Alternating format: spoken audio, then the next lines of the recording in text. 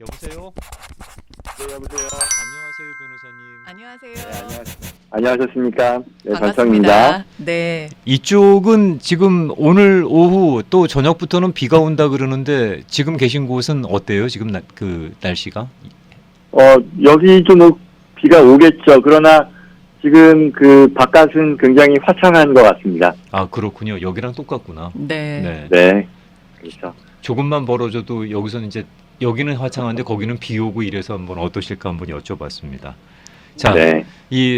이번에 진행되고 있는 3차 스티뮬러스 내용 지금부터 조금 부탁을 드리겠는데 현재 어떻게 진행돼 가고 있는지 썸머리 부탁드립니다.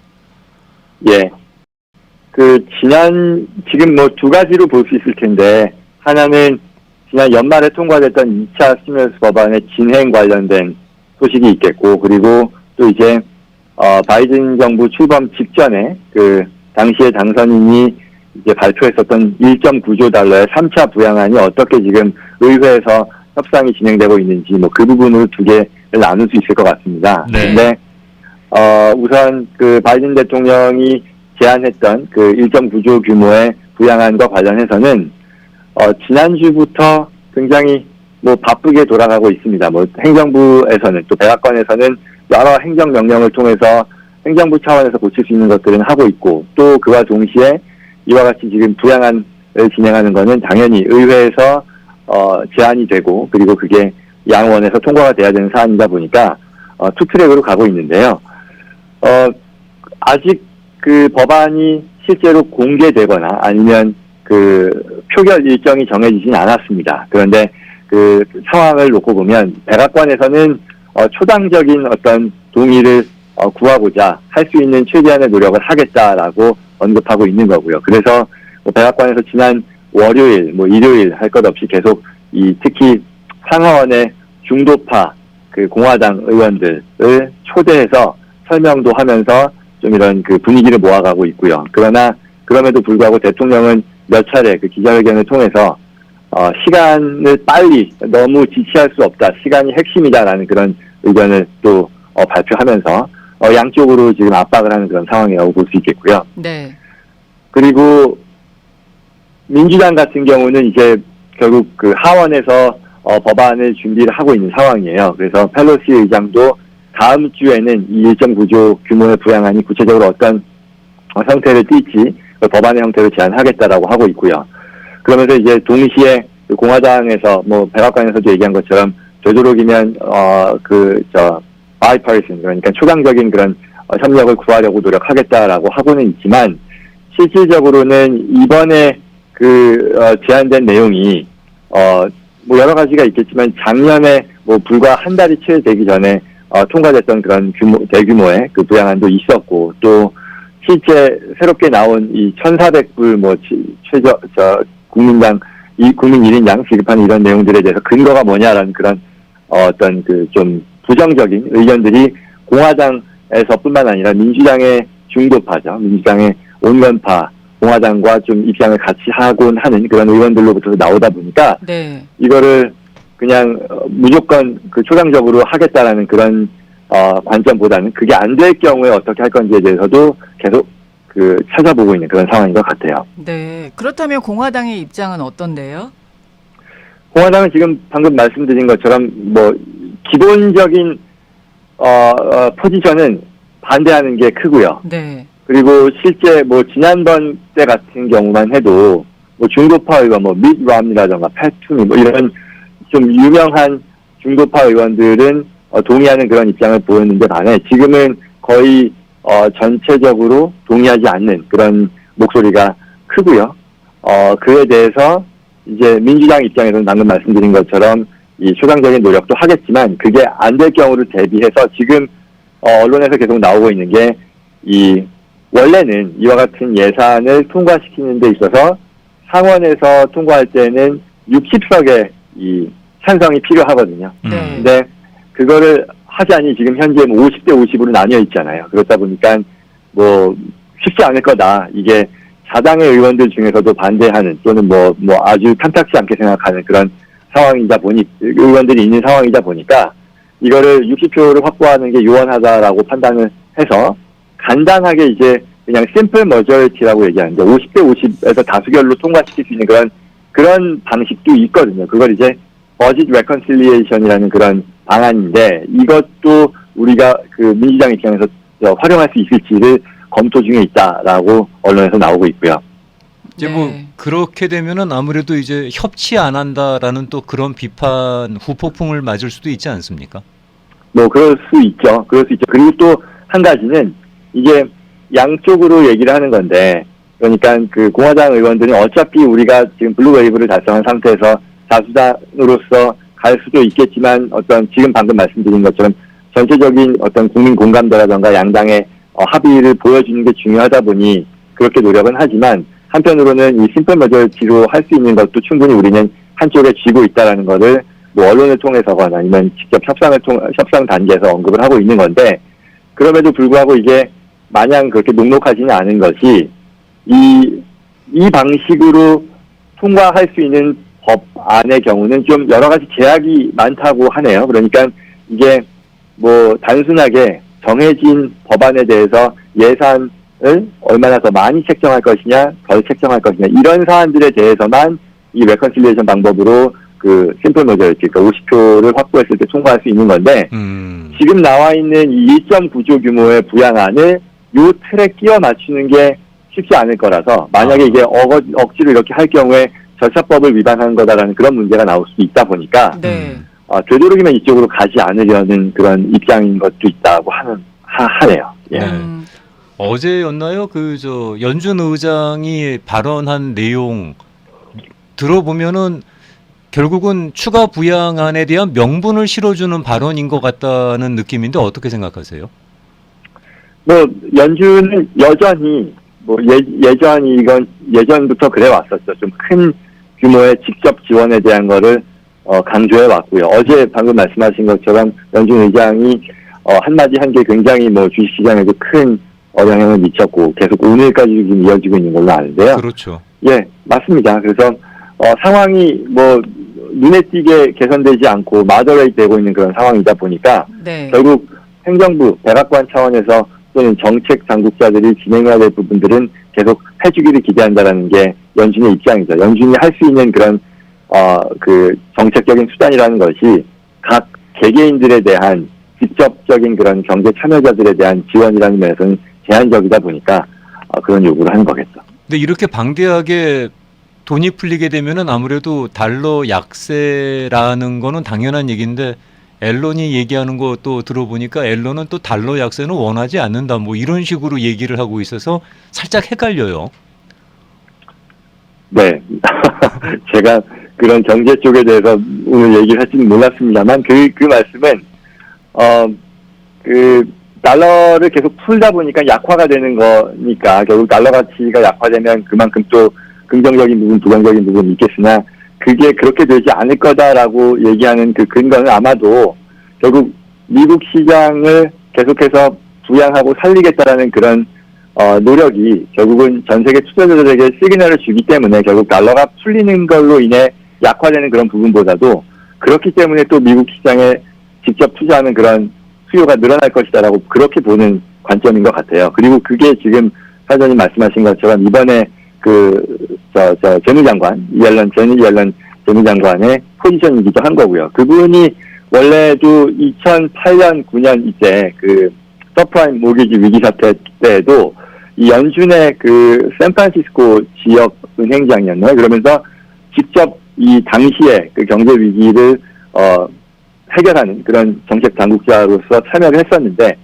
계속해서 얘기하는 게 후회하는 것이 더 많은 지원을 했었으면 수요를 더 줄일 수 있었을 텐데 네. 라고 하면서 이제 이번에는 그와 같은 똑같은 실수를 반복하지 않겠다라는 그런 언급을 계속해서 해왔거든요. 그렇다 네. 보니 어떤 전체적인 방향에 있어서는 적어도 상당 기간 동안 어떤 큰 규모의 정부 지원이라는 그 방향은 바뀌지 않을 것이다라고 예상하는 거죠. 네. 변호사님께서 말씀해 주신 분석이 오히려 더 정확한 것 같아요.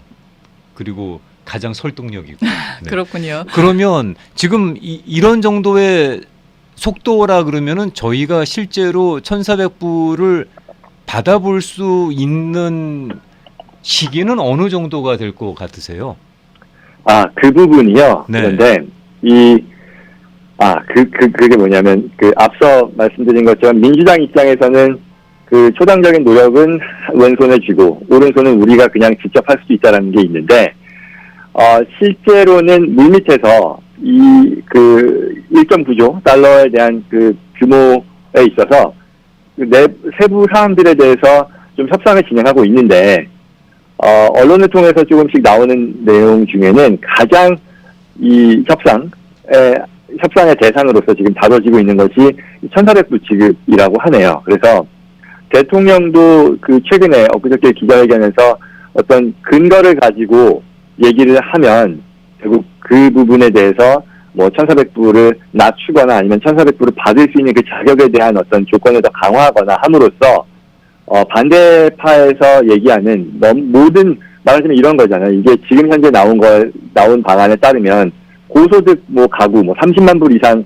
고소득 가구에도 이와 같은 지원이 제공이 되는 그런 구조이다 보니까 이거는 받아들일 수 없다라고 하니까 그래서 그거를 좀 조정하는데 여기 지금 협상의 지금 대상으로서 다뤄지고 있는 것 같아요. 그래서 1,400불을 언제 받을 수 있느냐라는 부분도 있겠지만 이 받을 수 있는 자격에 있어서 지금은 75,000불이죠. 개인당 75,000불 ACI 본인 인컴 수준에서 결정이 되고 그게 넘어가면 조금씩 줄어드는 그런 구조인데 네. 지금 나온 방안 중에 하나는 아예 75,000으로 완전히 끊겠다.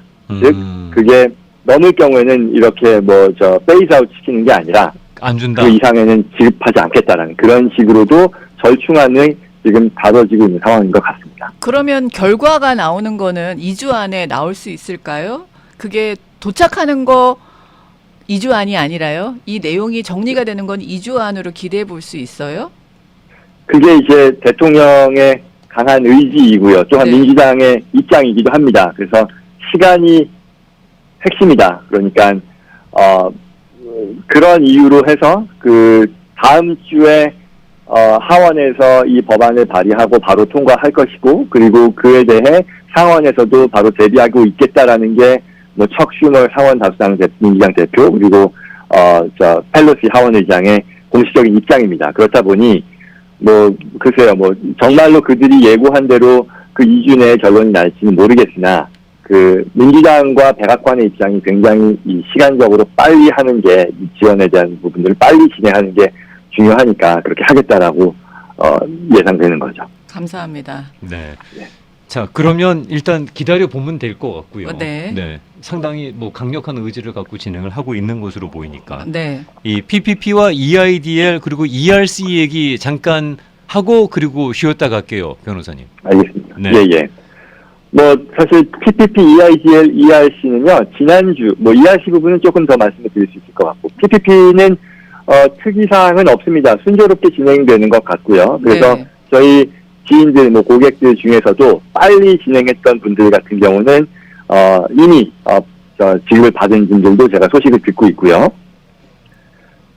그리고, EIDL은, 지난주였었죠. 지난주 방송에서도 간단히 말씀을 드렸습니다만, 이 그랜트 받는 데 있어서 이번에는 두 가지 종류로 나뉘어서 하나가 이제 타겟티드 또 다른 하나는 이머전시 EIDL에서 이 타겟티드 같은 경우는 어떤 특정 지역 타겟티드 에리어에 있는 자격을 갖춘 사업장의 경우 만불을 종업원 1인당 1,000불씩 이렇게 주는 컨셉이 아니고 만불을 네. 그냥 다 그랜트로 주겠다라는 그런 내용이었었는데 네. 그게 이제 열렸죠. 그게 지난주 초였는데요. 그게 열리고 나서 근데 이제 SBA의 공식 의견은 지원을 안 했던 업체들의 경우는 지원하지 말 것이고 지원할 수 없는 상황이고 그리고 지원을 1차를 말씀드린 건데요.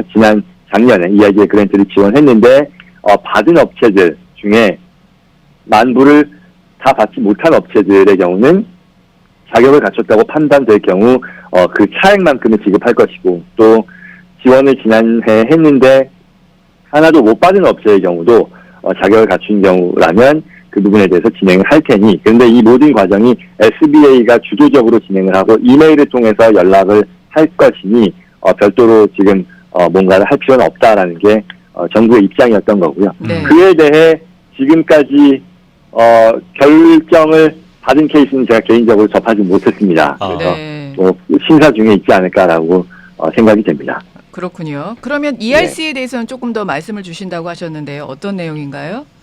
예. 그 ERC도 사실 지난주, 지지난주 방송에서 간단히 말씀을 드렸었던 것 같긴 한데요. 네. 이 부분을 굉장히 좀 많이 주목을 하셨으면 좋겠어요. 네. 특히 이 소규모 비즈니스 또는 뭐 소규모가 아니라 중견기업, 대기업 할 것 없이 이 PPP나 EIDL에 비해 ERC는 제약 조건이 훨씬 더 낮고 그 고용주 사업체의 입장에서의 제약 조건이 훨씬 더 낮고 그리고 그 혜택이라고 하는 것도 굉장히 클 수 있거든요. 그렇기 때문에 이게 예전에는 뭐 PPP에 대한 어떤 그 못 받은 경우에 사선책으로 생각하는 그런 경우였다면 지금은 전혀 그렇지 않다라는 것이고요. 네. 또 그렇게 된 이유로서는 PPP를 받은 경우라 하더라도 ERC를 추가로 받을 수 있기 때문에 그런 방식으로 법이 바뀌었다라는 거고요. 그래서 내용을 다시 한번 간단히 정리를 하면 이 자격을 갖춘 그 회사가 또는 그 사업체가 종업원들에게 지급하는 급여에 대해서 2020년 같은 경우는 5,000불, 1인당 최대 5,000불, 그리고 2021년에는 1인당 최대 14,000불입니다. 분기당 7,000불이라서요. 1, 4분기, 2, 4분기까지 지금 법이 확정이 되어 있는데, 그래서 14,000불. 이렇게 되면 이론상 최대 종업원 1인당 19,000불까지를 고용주가 현금 혜택을 누릴 수 있는 그런 제도라고 볼 수 있는 거거든요. 크네요. 네. 예, 굉장히 크죠. 그래서 또한 주목해야 되는 것이 이 2019년도 때, 2020년도 때에는 네. 이 PPP와 동시에 같이 진행할 수 없었던 데 반해 이 법이 바뀌면서 소급해서 진행할 수도 있고요. 2020년도에 PPP를 받은 업체들도 20년도에 지급한 그 종업원 급여에 대해서 이 5,000불을 소급해서 신청할 수도 있고요. 또한 21년에는 뭐 더 말할 것도 없이 PPP를 지금 지원하고 받은 업체 또는 받기를 기대하는 업체들 중에서도 이 ERC를 같이 병행해서 진행할 수 있다라는 게 굉장히 중요한 부분이겠죠. 네, 여기서 질문이 하나 있는데요. 카톡이 일찍 도착했습니다. ERC 네. 2020년도 5,000불 소급 적용할 수 있다는 건 폼 941 4분기 콜렉션으로 다시 파일을 해야 하는지 아니면 2021년도 4분기 941 폼으로 소급 적용하는 건지 라는 질문이 있어요. 네. 그것뿐만 아니라 네. 지금 이 같이 소급 적용한다라고 했을 때 이 중요한 그 체크 포인트로서 이 PPP를 받고 또 탕감을 신청하는데 사용된 급여는 이 ERC를 받는데 사용될 수 없다라는 그런 조건인데 이게 도대체 무슨 뜻인지에 대해서 정확한 가이드라인을 계속 뭐 AICPA가 아니면 관련 기관에서도 요청을 하고 있고요. 그래서 이 말씀을 드리는 이유는 이 방향은 확실히 정해졌고 그거에 대해서 지금 준비를 하고 있지만 여전히 확실한 가이드라인이 주어지지 않은 그런 사안들이 있다라는 거고요. 그게 지금 방금 사회자님 물어보신 것 중에 물어보신 질문도 거기에 해당이 되는데요. 네. 제가 유추한다면, 제가 예상을 한다면 이 두 가지 방안을 지금 말씀해 주신 것 중에 4분기, 2020년도 4분기에 941을 신고할 때 수정하는 게 맞을 거라고 생각하지만 그러나 지금 그게 신청 그 941이라고 하는 것, 그 질문하신 분은 아마 제가 말씀드린 거를 이해하실 텐데 그 941을 파일하는 듀데이트 바로 오늘 내리면 끝나는 거거든요. 그 금년 1월 말까지 이제 지난해 4분기 하다 보니까 그렇게 하는 게 아마 현실적으로 불가능할 것 같고 그렇다면 그 다음 차선책은 또는 그 다음으로 가능한 방식은 과거의 그 신고서들을 수정하게 하던가 아니면 이후에 2021년도 1, 4분기, 2, 4분기에 신고를 당연히 할 텐데 그때 그만큼을 몰아서 그 과거 것들에 대해서 몰아서 신고할 수 있도록 해주거나 일 텐데요. 아마도 후자일 가능성이 더 높겠죠. 네. 알겠습니다. 네. 설명이 되셨을 네. 거라고 생각을 합니다. 네, 질문하신 분이 해결이 되셨을 것 같아요. 네. 변호사님 쉬어가기 전에 네. 혹시 ERC에 대해서 말씀 남으신 거 있으면은 마저 마무리할까요? 아니면은 한두 가지만 더 말씀을 드리면 네. 이 결국은 PPP도 그렇고 뭐 EIDL도 그렇고 법이 통과가 되면 그걸 집행하는 행정부 기관에서 자세한 가이드라인을 계속해서 업데이트를 한다는 거죠. 이게 SBA가 바로 이 PPP와 EIDL의 행정기관으로서 계속해서 업데이트를 하는 것처럼 ERC도 이제 IRS에서 이 통과된 법의 내용을 반영하는 그 가이드라인을 업데이트를 하는데요. 지금까지는 안 나왔어요. 그래서 지금까지는 이 작년도 말에 개정된 내용들을 반영하는 가이드라인이 안 나왔는데 계속해서 나올 거라고 보여지고요. 그리고 이 채택은 굉장히 커질 수 있다라는 거. 그리고 또 마지막으로 제가 강조하는 부분은 이게 저는 전체 내용을 이렇게 검토를 하다 보니 굉장히 내용이 테크니컬해지고 복잡해질 수 있겠는데 이게 PPP나 EIDL 같은 경우는 그렇다 해도 결과적으로 내가 지원을 하고 안 하고를 결정하는 데 있어서 고려사항은 그렇게 복잡하지 않았던 것 같아요. 그래서 내가 최대로 받을 수 있는 론이 얼마 정도 나오고 그거를 지원한다. 결국 그거는 업체 자체적으로 진행할 수 있는 거에 반해 네. 이 내용은 이 ERC의 경우는 충분히 좀 검토를 할 만한 가치가 있고 그리고 전문가, 지금 아마도 도와주시는 페이롤 여정 이런 것들을 전문적으로 도와주시는 분들이 계실 텐데 그런 분들과 상의를 거쳐서 내가 신청할 수 있는 최대치를 꼭 확보하는 그런 노력을 하는 게 훨씬 더 최대 혜택을 보는 데 있어서 유의미할 것 같다. 이 말씀을 드리는 이유는 저희도 이제 이메일이 됐건 유튜브 창에 댓글이 됐건 아니면 전화가 됐건 이렇게 문의를 해주시는 분들이 많은데 저희 고객사들이라고 하면은 좀 더 배경을 아는 상황에서 구체적인 말씀을 드릴 수 있는데 반해 그렇지 않은 경우에는 제한적인 거죠. 그러면서 제가 좀 안타까운 생각을 했어요. 그래서 네. 그런 경우들에는 특히 좀 시간을 들여서 또는 그 주변의 전문가들과 같이 하는 게 훨씬 더 큰 혜택을 누릴 수 있게 될 거다라는 그런 생각을 했습니다. 감사합니다. 네. 꿀팁이네요. 네, ERC에 대해서는 상당히 혜택이 클 수 있으니까 네. 그 점은 꼭 염두에 두시기 바라겠습니다. 전문가와 상의해 보시기 바랍니다. 변호사님 잠깐 물 한 잔 마시면서 쉬시고요. 네네. 광고 말씀 듣고 돌아와서는 바이든 행정부의 세법 공약에 대한 얘기를 좀 정리 부탁드리겠습니다. 알겠습니다. 네, 잠시 후에 뵙겠습니다. 자, 다시 존청 변호사님 전화로 연결하겠습니다. 여보세요? 네, 여보세요? 네. 변호사님 혹시 어떨지 몰라서 저희가 56분까지는 말씀 전할 수 있으니까 참조하세요. 예, 알겠습니다. 네. 그리고 청취자분 중에 한 분이 급하게 좀 여쭤봐달라고 하시는 카톡이 있어서 그거 하나만 여쭙고 말씀드릴게요. 네. ERC 신청하는데 파타임, 풀타임 상관이 없을까요? 라는 질문이 있어요. 그게요, 상관이 없다. 이유가 뭐냐면, 이, 풀타임과 파타임을 구별하는 경우는, 이 고용주의 자격이, 100인 이상 사업장이냐, 종업원이, 이하냐를 따지는 데 있어서 100인 이상 풀타임 이퀴벌런한 그런 종업원이 있느냐, 없느냐를 따지는 데만 쓰이고요. 그 테스트가 통과가 되면, 실제 ERC 혜택을 받는 급여는요, 파트타이머에 대한 급여건, 풀타이머에 대한 급여건 상관없이 다 자격이 됩니다. 답이 됐을 것 같은데요. 알겠습니다. 네. 신청을 했는데 아직도 연락이 없습니다. 기다려야 할까요? 라는 질문도 있어요. 신청을 했는데 아직 연락이 없다. 그 말씀은 아마 20년도에 대해서, 그거를 941이라고 하는 신고서에 소급해서 적용을 한 게 아니라 별도의 폼 7200이라고 하는 신청, 돈을 현금으로 달라고 하는 신청을 하신 것 같은데, 그거를 왜 못 받으셨나 모르겠네요. 그게 받아야 돼. 그러니까 보통 IRS 관련된 일이라는 게 텍스 리펀드 받는 것도 마찬가지지만 받는 경우도 있고 개별적인 어떤 다른 사유로 인해 못 받는 경우도 있으니까 이게 시간이 좀 어느 정도 지났다라고 하면 확인을 해보시는 게 필요하겠죠. 알겠습니다. 고맙습니다. 예. 이 바이든 행정부의 세법 변경 내용 그리고 공약에 대해서 궁금해하시는 분들이 참 많아요. 그리고 적용이 된다 그러면 언제부터 적용이 되는지도 궁금하실 텐데 먼저 개인에 대해서 변경되는 내용 정리 한번 해보겠습니다. 네네.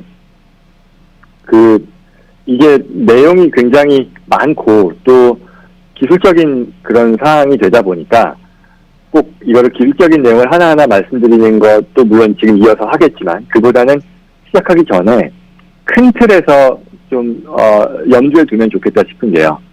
내가 고액의 자산가 또는 소득이 높은 말하자면 개인의 그 소득이 40만 불 이상에 해당이 된다 그러면 반드시 대비를 잘해야겠다가 내용이 될 것 같고요.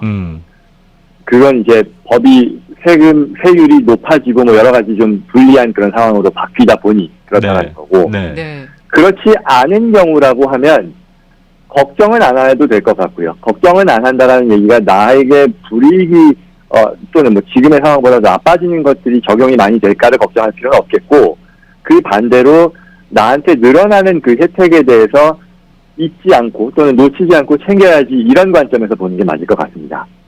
그 40만 불이라고 하는 그 리밋도 더 낮춰진다라는 얘기가 나오고 있는데 실제로 그럴 가능성이 있나요?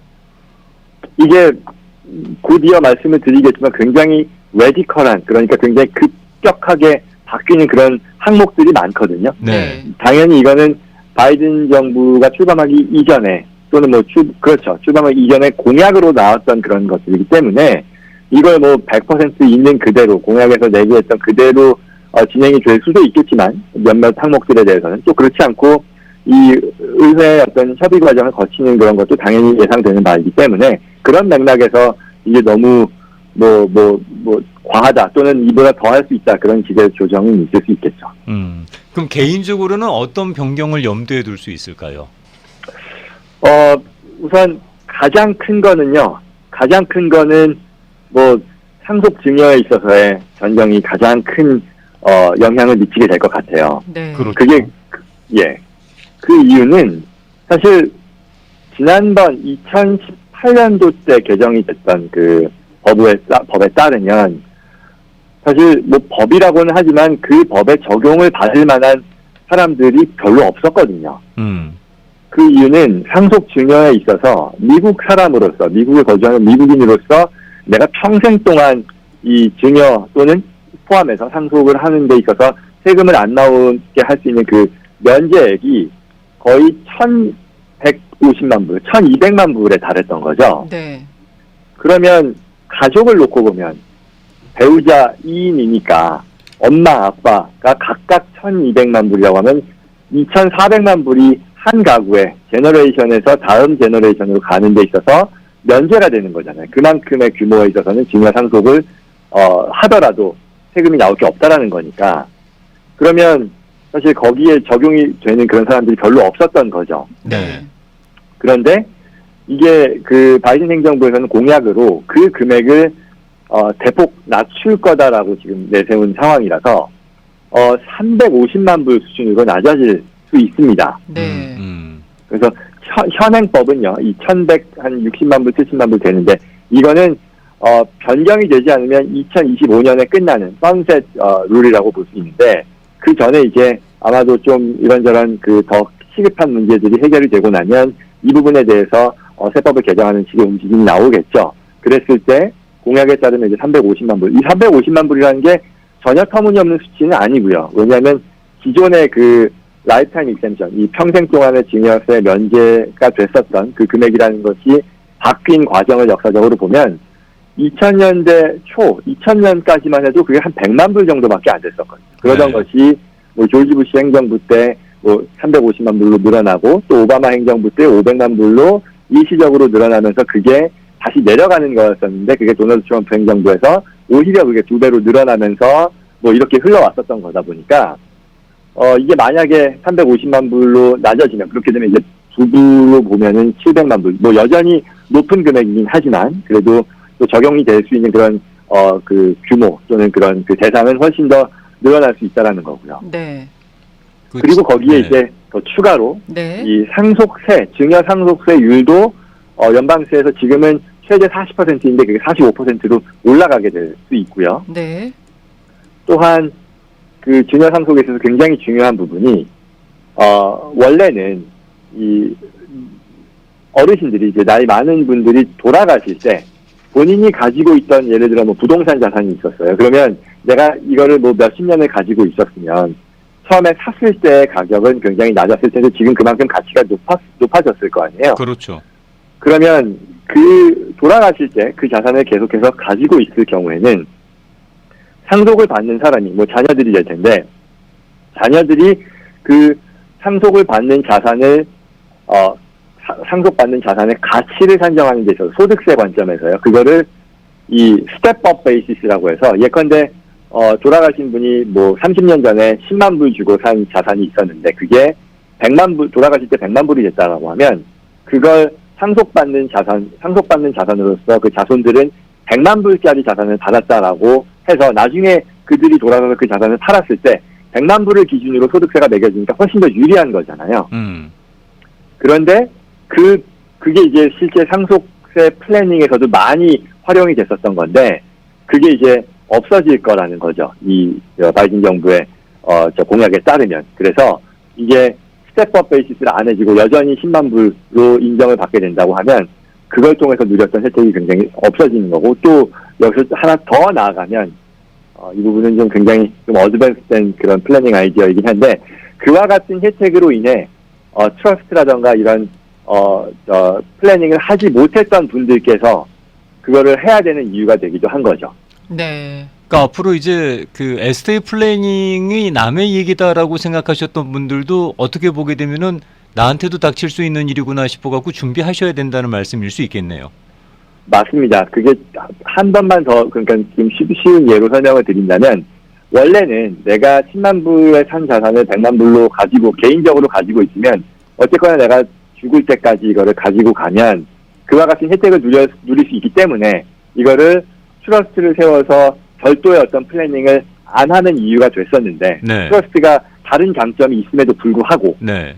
그런데 이제는 그 장점 내가 계속 갖고 있었을 때 스텝업 해주는 장점이 없어지니까 그러면 내가 이걸 직접 소유하고 있을 이유가 없는 거고 빨리 트러스트 이건 이제 그냥 일반 리빙 트러스트는 아닌데요. 네. 다른 트러스트를 통해서 누릴 수 있는 혜택을 적극적으로 누려야겠다라는 그런 식으로 어떤 그 관점을 바꿀 필요가 생긴 거죠. 그러니까 이제 바이든 행정부 쪽에서는 적어도 돈 있는 사람들의 그 증여 상속세는 최대한 걷어들이겠다라는 의지로 받아들이면 되겠네요.